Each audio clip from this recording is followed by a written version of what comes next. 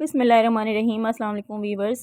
आज मैंने दालों पे रिसर्च की गूगल पे, तो पता चला मुझे, जो मैं आपके साथ शेयर करना चाहूँगी कि दाल खाने के बहुत सारे फ़ायदे लिखे हुए थे उसमें। उसमें लिखा हुआ था कि एक हफ़्ते में 3 बार 1 प्लेट दाल खाने से शुगर कंट्रोल रहती है, क्योंकि दालों में फ़ाइबर बहुत ज़्यादा मकदार में पाया जाता है। और हफ़्ते में 3 बार ही दाल खाने से कॉन्स्टिपेशन में भी अफाक़ा होता है। आज मैंने भी एक दाल की बेहतरीन सी रेसिपी का इंतखाब किया है। आइए रेसिपी स्टार्ट करते हैं। सबसे पहले मैं आधा चम्मच के करीब मेथी दाना लूँगी, 1 बड़ा चमचा ज़ीरा लेंगे, 2 बड़े चमचे के करीब सूखा हुआ धनिया लेंगे, आधा चम्मच सौंफ लेंगे, आधा चम्मच कलौंजी लेंगे और आधा चम्मच ही राई लेंगे। इस खूबसूरत से खुशबूदार मसाले को मिक्स करके हम मोटा मोटा दरदरा पीस लेंगे। जी हाँ, आप समझ ही गए होंगे कि मैं अचारी दाल बना रही हूँ। इसको हम मोटा मोटा पीस के इसके 2 हिस्से कर लेंगे। आधा हिस्सा मैं इसको अलग कर दूँगी, आधा हिस्सा हम बाद में इस्तेमाल करने के लिए रख लेते हैं। बाकी आधे हिस्से में मैं तकरीबन आधा चम्मच के करीब लाल मिर्च पाउडर मिलाऊंगी, 1/4 चम्मच हल्दी मिला लेंगे, आधा चम्मच के करीब नमक मिला लेंगे। इसको दोबारा से अच्छी तरह से मिक्स करके मैं इसमें हाफ़ लेमन निचोड़ दूँगी। अगर आप ज़्यादा खट्टा पसंद करें तो आप पूरा लेमन निचोड़ लें।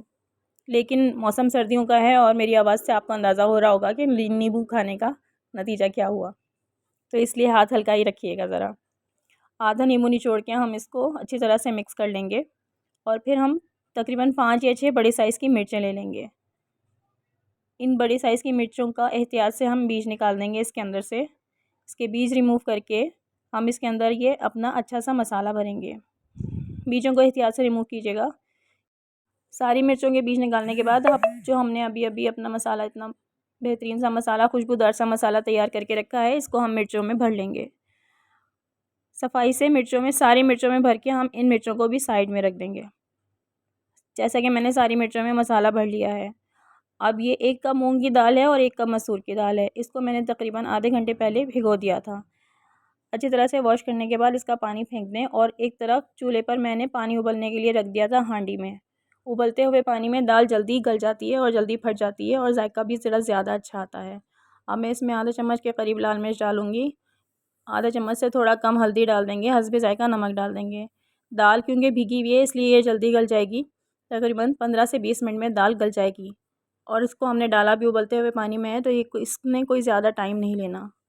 तकरीबन 20 मिनट के बाद दाल की ये शक्ल हो गई है। अब आप इसको जितना मुनासिब गाढ़ा और या पतला रखना चाहते हैं, हस्बे पसंद पानी डाल लें।